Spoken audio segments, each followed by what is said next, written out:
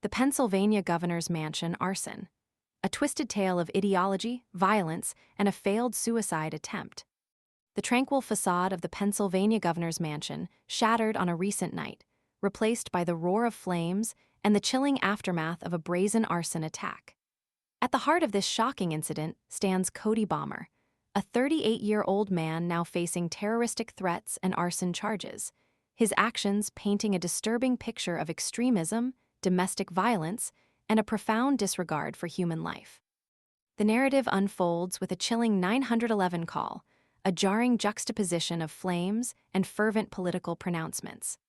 Balmer, identifying himself clearly to emergency responders, didn't simply report the fire he'd started. Instead, he laced his call with a pointed message directed at Pennsylvania Governor Josh Shapiro, a declaration fueled by pro-Palestinian sentiments. According to court documents, he ominously warned Shapiro, stating that the governor needs to know that he will not take part in his plans for what he wants to do to the Palestinian people. This chilling statement transforms the act of arson from a simple crime into a politically charged act of terrorism, raising profound questions about the motivations behind Balmer's actions and the potential for further violence. The unfolding investigation reveals a cascade of disturbing details, painting a portrait of a man teetering on the edge of chaos. His court appearance on Monday was a spectacle in itself, a silent defiance displayed through a blatant show of disrespect. He stuck out his tongue at reporters, a gesture suggesting a level of contempt for the legal process and the public scrutiny. His subsequent denial of bail further underscores his disregard for the gravity of the situation.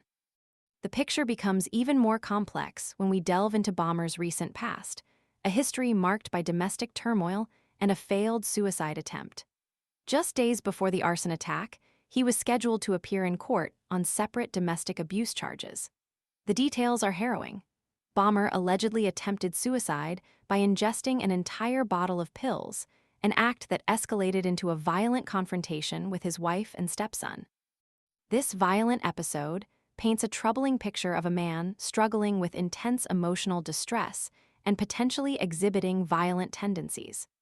The underlying context of a finalized divorce in February of this year, coupled with a pre-existing protection from abuse order, further illuminates the fractured state of his personal life.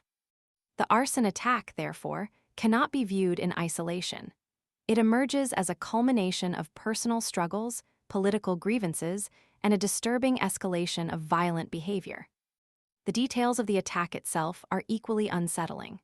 Balmer, having scaled a nearly 7-foot fence to breach the governor's mansion's security perimeter, spent approximately 1 minute inside the residence. His method of igniting the fires was as calculated as it was reckless.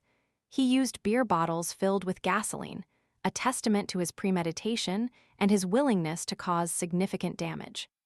The swiftness of his actions and his subsequent escape highlight both his boldness and his determination to carry out his plan. During his police interview, Balmer revealed the full extent of his violent intentions.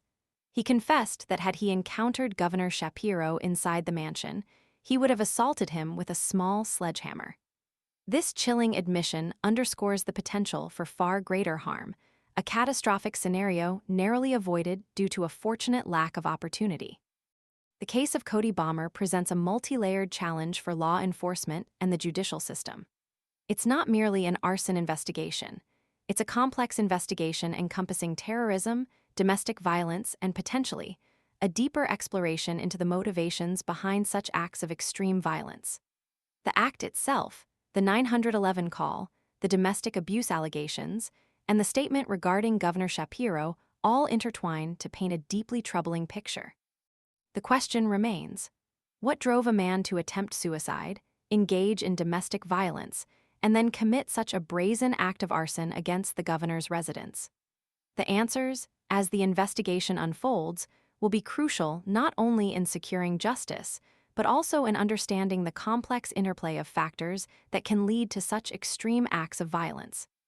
The incident serves as a stark reminder of the fragility of safety and the urgent need to address the root causes of violence within our communities. The trial promises to be a pivotal moment, shedding light on the motivations of this troubled individual and the wider implications of his actions for society.